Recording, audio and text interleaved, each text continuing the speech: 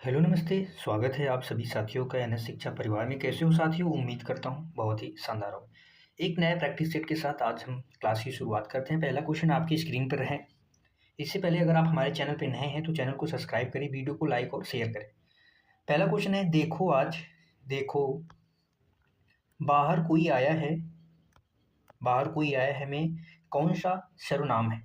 निजवाचक सर्वनाम, निश्चयवाचक सर्वनाम, संबंधवाचक, अनिश्चयवाचक। अगर सर्वनाम के भेद आपसे पूछा जाए तो सर्वनाम के टोटल कितने भेद होते हैं? सर्वनाम के 6 भेद टोटल होते हैं। तो देखो बाहर गेट पर कोई आया है, यहाँ पे कोई शब्द इस्तेमाल हुआ यानी अनिश्चित व्यक्ति की बात हो रही है जिसके बारे में हमें पता नहीं है। अनिश्चयवाचक सर्वनाम होता है, अनिश्चयवाचक सर्वनाम होता है, इसमें कोई और कुछ, कोई और कुछ जैसे शब्द आते हैं। संबंधवाचक में वे सर्वनाम जो क्या करे, वाक्य में संबंध बताए, इसमें शब्द आते हैं जो और शो। निजवाचक में आप, अपना, खुद, ये सब क्या है? निजवाचक सर्वनाम है। निश्चयवाचक में किसी निश्चय व्यक्ति, वस्तु या प्राणी का बोध कराए, यह वह, जैसे यह और वह, ये निश्चय व्यक्ति, वस्तु या प्राणी का बोध कराए। अगला क्वेश्चन बताएंगे, क्वेश्चन नंबर 2 है, अलंकार के संदर्भ में इनमें से कौन सा कथन सही है? ऑप्शन ए देखेंगे, तात्पर्य मात्र के भेद से शब्द और अर्थ दोनों की पुनरावृत्ति यानी आवृत्ति, पुनरावृत्ति को लाटानुप्रास कहते हैं। अनुप्रास का भेद है, बिल्कुल सही है। श्लिष्ट पदों में अनेक अर्थों के कथन, श्लिष्ट पदों में अनेक अर्थों के कथन का श्लेष अलंकार होता है, श्लेष अलंकार होता है। श्लेष अलंकार एक शब्द या वाक्यांश विभिन्न अर्थों में प्रयुक्त होता है। विभिन्न अर्थ यानी अनेक अर्थ का मतलब विभिन्न अर्थों में प्रयुक्त होता है, ये भी सही है।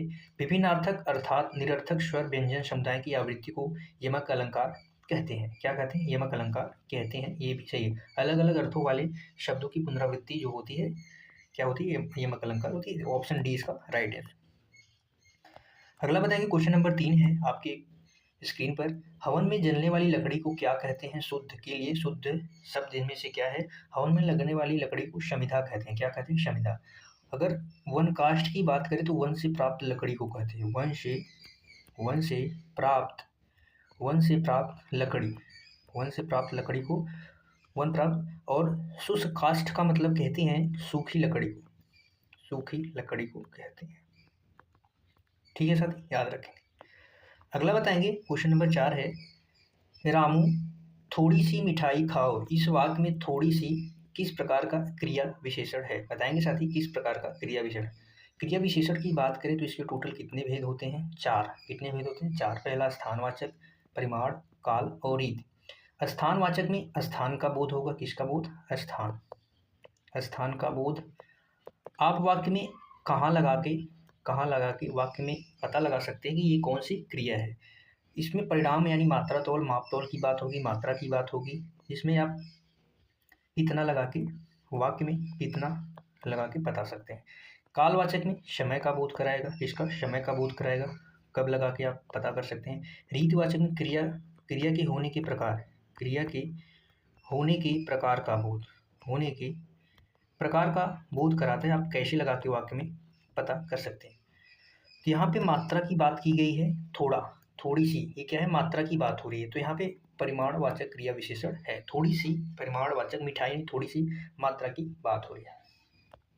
अगला बताएंगे, क्वेश्चन नंबर 5 है, केंद्रीय हिंदी प्रशिक्षण संस्थान किस विभाग के तहत कार्य करता है? तो केंद्रीय हिंदी प्रशिक्षण संस्थान किसके अंतर्गत? राजभाषा विभाग के अंतर्गत कार्य करता है, याद रखेंगे। अगला बताएंगे, क्वेश्चन नंबर 6 है आपकी स्क्रीन पर, कंठ अल्पप्राण वर्ड का उदाहरण कौन सा है? कंठ भी बताना है आपको, अल्पप्राण भी बताना है, और का उदाहरण कौन सा है आपको बताएं। कंठ वर्ण की अगर हम बात करें, कंठ वर्ण की, कंठ वर्ण में क वर्ग के सभी व्यंजन प्लस ए आ है और विसर्ग, साथ में विसर्ग कंठ वर्ण के अंतर्गत आते हैं। अगर अल्पप्राण ध्वनि की बात करें, अल्पप्राण ध्वनि जो होती है वो पहला, तीसरा, पांचवा, सभी वर्गीय व्यंजन का पहला, तीसरा, पांचवा प्लस अंतस्थ व्यंजन यानी य, र, ल, व, अंतस्थ व्यंजन, उसके बाद उच्छित व्यंजन का अड, फिर सभी 11 सभी स्वर, कुल मिला के इसकी संख्या कितनी हो जाती है? 31। तो इस हिसाब से option D is the right, क्योंकि वर्गीय व्यंजन का पांचवा अक्षर है क और विसर्ग क्या होते हैं? कंठ के अंतर्गत आते हैं, याद रखेंगे। अगला बताएंगे क्वेश्चन नंबर 7 है आपकी स्क्रीन पर, क्या होगा इसका आंसर? आ हिमालय की प्रकृति कितनी मनमोहक है, इस वाक्य में कौन सा किस प्रकार का वाक्य है? विस्मय वाक्य, प्रश्नवाचक वाक्य, संगीतवाचक वाक्य, विधानवाचक।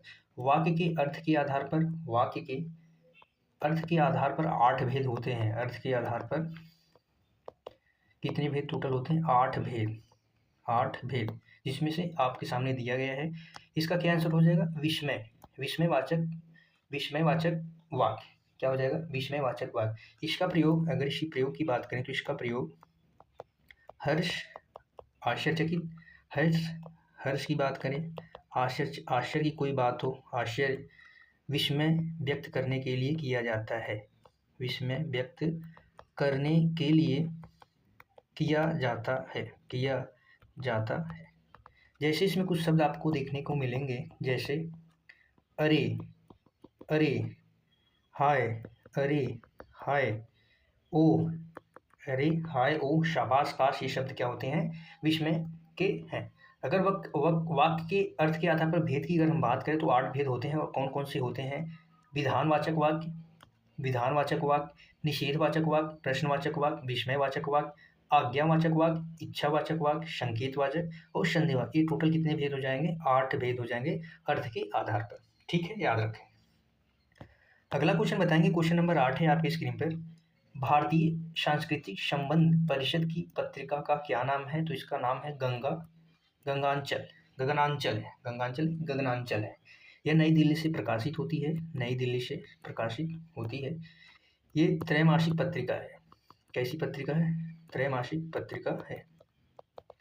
इसके अगर प्रधान संपादक की बात करें तो प्रधान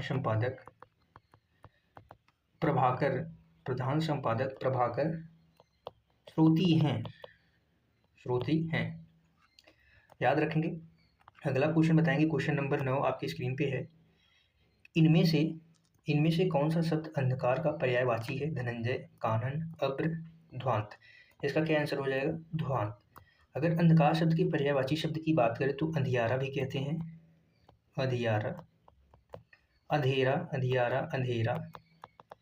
तिमिर, तिमिर भी कहते हैं, तमश, तम। ये सब क्या है? अंधियारा यानी अंधेरा शब्द के पर्यायवाची शब्द है। याद रखेंगे। अगला क्वेश्चन बताएंगे, क्वेश्चन नंबर 10 है आपकी स्क्रीन पर। करबला के रचनाकार कौन है? बेचन शर्मा उग्र, राही मासूम, रजा प्रेमचंद, प्रभा खेतान। इसका आंसर हो जाएगा ऑप्शन सी। करबला की रचना की अगर हम बात करें तो 1924 ईस्वी में इसका प्रकाशन हुआ था। अगर मुंशी प्रेमचंद जी की प्रमुख नाटक में, जैसे अगर बात करें प्रमुख नाटक में संग्राम मिलता है। संग्राम 1923 ईस्वी में जिसकी रचना हुई। करबला मिलता है 1924 में, इसकी रचना हुई 1924 ईस्वी में। प्रेम की वेदी मिलती है, प्रेम की वेदी मिलती है रचना 1900। अन्य रचनाओं में रंगभूमि, कर्मभूमि, कर्मभूमि आदि क्या है? प्रसिद्ध रचनाएं हैं। गबन, कर्मभूमि, गबन, गोदान, सेवा सदन, ये सब क्या है? आदि इनकी रचनाएं हैं। अगर इनके अधूरे उपन्यास की बात की जाए तो मंगलसूत्र इनका क्या है? मंगलसूत्र इनका अधूरा उपन्यास है। ये अगर बताएंगे। आज की क्लास कैसी लगी? आज अंत तक बने रहने के लिए आप सभी साथियों का धन्यवाद है। बताएंगे आपका 10 में से कितना स्कोर हुआ। खुश रहिए, मस्त रहिए। मिलते हैं कल की अगली क्लास में। तब तक के लिए bye bye. Thank you so much.